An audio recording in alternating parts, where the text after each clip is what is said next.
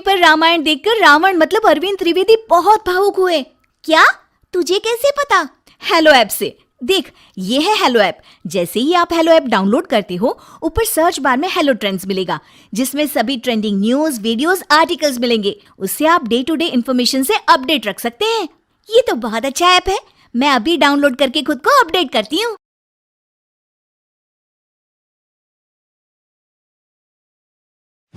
जादू टोना जैसी चीजें खतरनाक है, लेकिन जब उनका प्रयोग एक बहू के हाथों होता है तो वो कितनी मजेदार हो जाती है, खुद देखिए।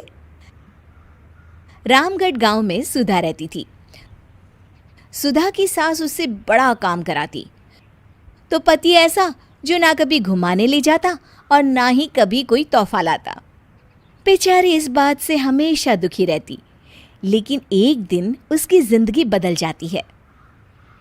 अरे सुधा, सारा दिन न जाने क्या क्या सपने देखती रहती है। जाकर कुछ बढ़िया सा खाना बना कर ले आ। सपना ना देखो तो क्या करूं? मेरे तो कर्म ही फूट गए जो ऐसे घर में शादी हो गई। इससे अच्छा तो माँ जी कोई फुल टाइम मेड ही रख लेते। ओहो, बढ़िया ही फुल टाइम मेड रखने वाली। मेरे बेटे के लिए तो विलायत से रिश्ते आ रहे थे। वो तो तेरे पापा ने तेरी इतनी झूठी तारीफ कर दी कि हमारा तो मन ही पिघल गया। अच्छा, विदेश से रिश्ते? वाह माँ जी वाह। अरे भगवान से तो डरिए। विलायती बहू लाकर क्या गाय का गोबर लिपवाती? बहू बहू होती है, ना वो देशी होती है ना विलायती। बहू का काम सिर्फ सास की सेवा और घर का काम होता है। और सुन, तुझे मैं क्यों बताऊं कि मैं क्या करती? जाकर घर का काम कर। सुधा मन महसूस कर वहां से चली जाती है। शाम को सुधा का पति जल्दी घर आता है, जिसे देख सुधा खुश हो जाती है। जी, आ गए आप? जरूर मुझे कहीं घुमाने ले जाने का प्लान होगा आपका। सब समझती हूँ मैं। अरे नहीं भाग्यवान, घूमना क्या है, बस आज जल्दी बस मिल गई तो घर जल्दी पहुंच गया। अच्छा सुनो, जरा आज शाम की चाय के साथ पकोड़े भी तल लेना, बड़ा मन कर रहा है। सुधा पति की बात सुनकर पैर पटकती हुई किचन में चली जाती है। वो काम करते करते खिड़की के बाहर देखती है कि तभी उसे एक चमकीली सी कॉपी दिखाई देती है। वो खिड़की से उस कॉपी को उठा लेती है और उसे खोल कर देखती है, तो उसमें सुनहरे अक्षरों में लिखा होता है, जादुई किताब, इस पर जो लिखो वो सच होता है। सुधा उस किताब को देखकर खुश हो जाती है और जल्दी से पास रखी पेंसिल उठाकर उसमें लिख देती है, मेरी सास सारा काम कर दे। तभी उसकी सास किचन में आ जाती है और कहती है, अरे बहू, सारा दिन लगी रहती है काम में। अब जाकर आराम कर ले, मैं तेरे लिए चाय और गर्मा गर्म पकोड़े लेकर आती हूँ।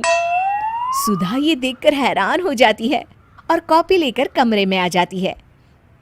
तभी वो देखती है कि उसका पति आराम से बैठकर किताब पढ़ रहा होता है। सुधा झट से कॉपी निकालकर उसमें लिखती है, मेरा पति मुझे घुमाने ले जाए।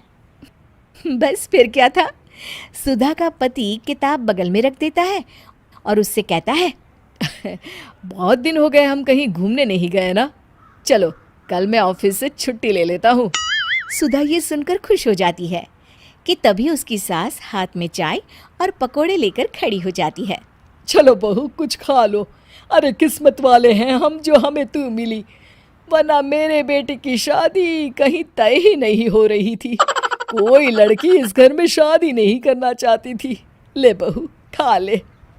अब तो सुधा की बल्ले बल्ले हो गई थी। सुधा की सास और पति बस उसके इशारों पर घूमते।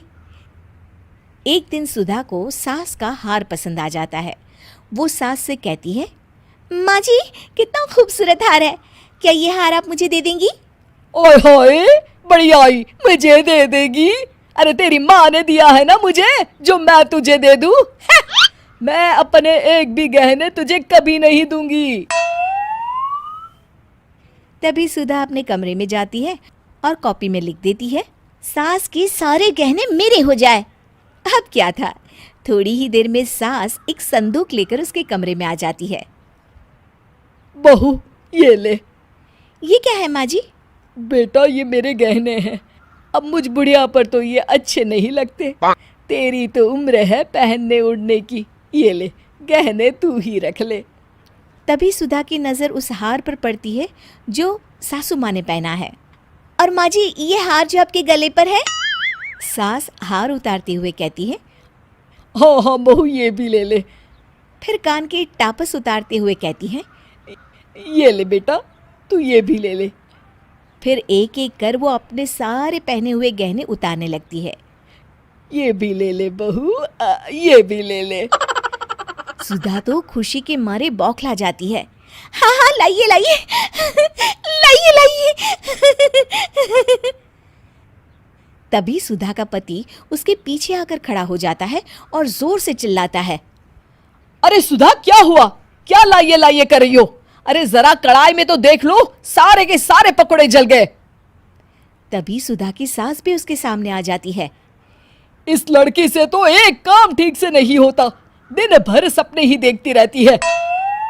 तभी सुधा को होश आता है। वो खिड़की के बाहर देखती है जहां उसे कुछ दिखाई नहीं देता। दरअसल जादुई वादुई कुछ नहीं था, वो सिर्फ एक काल्पनिक सपना था जो सुधा अपनी जिंदगी से तंग आकर देख रही।